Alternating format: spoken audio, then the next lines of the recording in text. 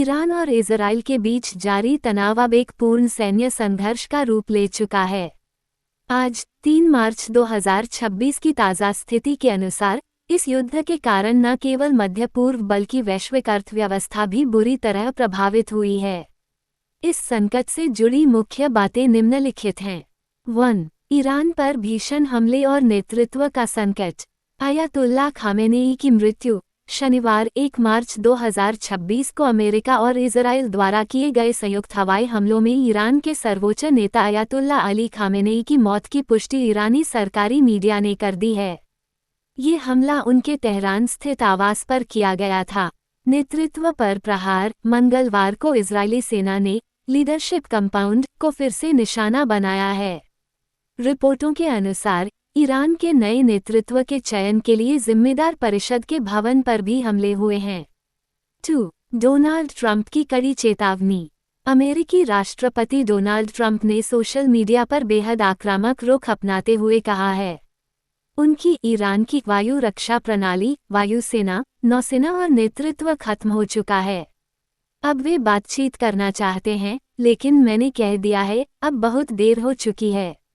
Trump ने संकेत दिया है कि अमेरिका का लक्ष्य केवल सैन्य ठिकानों तक सीमित नहीं है, बल्कि वह ईरान में सत्ता परिवर्तन रेजिम चेंज की दिशा में कदम बढ़ा रहा है। 3. हताहतों की संख्या और मानवीय संकट।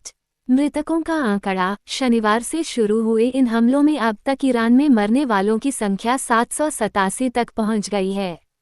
क्षेत्रीय विस्तार। ईरान ने भी जवाबी कार्रवाई करते हुए खाड़ी देशों में स्थित अमेरिकी ठिकानों और इजराइल के शहरी इलाकों पर मिसाइलें दागी हैं। 4. ब्रिटेन और भारत की बचाव योजनाएं। ब्रिटेन सरकार ने अपने नागरिकों को निकालने के लिए ओमान मस्कट से पहली चार्टर्ड उड़ान की घोषणा की है। लगभग 130,000 ब्रिटिश नागरिकों ने क्षेत्र में अपनी उपस्थिति दर्ज कराई है। भारतीय दूतावास ने भी ईरान में मौजूद अपने नागरिकों को घरों के अंदर रहने और अत्यधिक सावधानी बरतने की सलाह दी है। एयर इंडिया एक्सप्रेस और इंडिगो जैसी एयरलाइंस फंसे हुए यात्रियों के लिए वैकल्पिक उड़ानें संचालित कर रही हैं। 5. आर्थिक प्रभाव। तेल और गैस। ईरान द्वारा होर्मुज जलदमरुमध्य स्ट्रेट ऑफ होर्मुज को बंद करने की धमकियों और हमलों के कारण वैश्विक तेल की कीमतों में भारी उछाल आया है। शेयर बाजार। अनिश्चितता के माहौल में वैश्विक शेयर बाजारों में बड़ी गिरावट दर्ज की गई है, क्योंकि निवेशकों को एक लंबे युद्ध की आशंका सता रही है।